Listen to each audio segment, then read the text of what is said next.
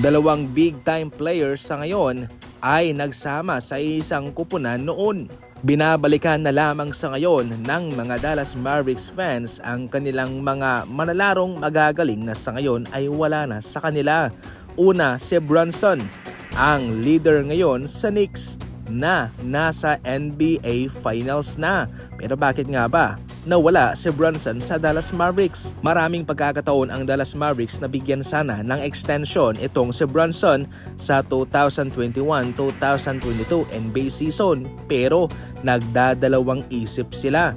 Pumasok ang Knicks, nagbigay ng malaking halaga, nag-offer kay Brunson at pumunta si Brunson sa kanila. Fast forward ngayon, pinangungunahan ni Brunson ang Knicks sa NBA Finals. Pangalawa, si Luka Doncic. Hindi pa nadala ang Dallas kay Brunson.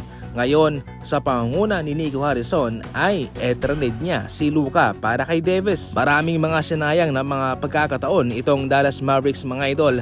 Kung tutuusin, mayroon silang mga big time players pero nagkamali ang kanilang mga nakakatas. Nasa tuktok na sana sila pero dahil sa kanilang ginawa, ngayon ay back to zero sila kay Cooper Flag.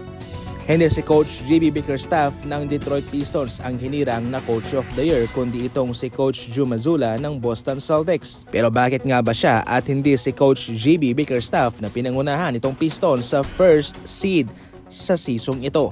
Well, marami kasi ang inaasahan na itong Boston Celtics ay magiging lottery team.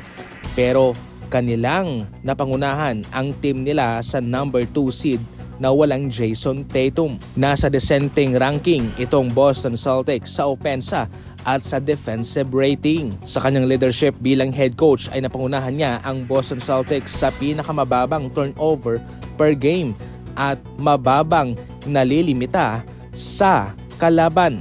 Kaya siya ang hinirang na Coach of the Year. Ngayon, sina JB Bickerstaff at Coach Mitch Johnson ay kabilang sa mga finalist pero hindi po nakatanggap ng sapat na boto.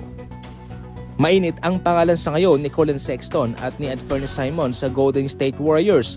Posible isa sa kanilang dalawa ang pipiliin ng Golden State Warriors para palitan ang mawawalang players sa kanilang kupunan. Marami ang pumipili kay Anthony Simons, magaling at mayroong potensyal bilang star player. Pero para sa akin naman, kung ako yung pipili kung sino kay Simon at kay Sexton, ang pipiliin ko ay si Colin Sexton. Kahit saan mo ilagay si Sexton ay nakaka-blend in siya kaagad.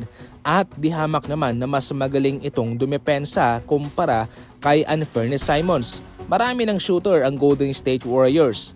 Shooter din naman si Sexton, pero dihamak na mas magaling siyang bumantay kumpara kay Anthony Simons. At yan ang kinakailangan sa ngayon ng Golden State Warriors sa kanilang second unit. Kaya kung sa kanilang dalawa ay si Sexton na ang pipiliin ko. Para sa mga NBA Fast Break updates at usapang basketball, tumuto ka lang. And as always, thank you for watching.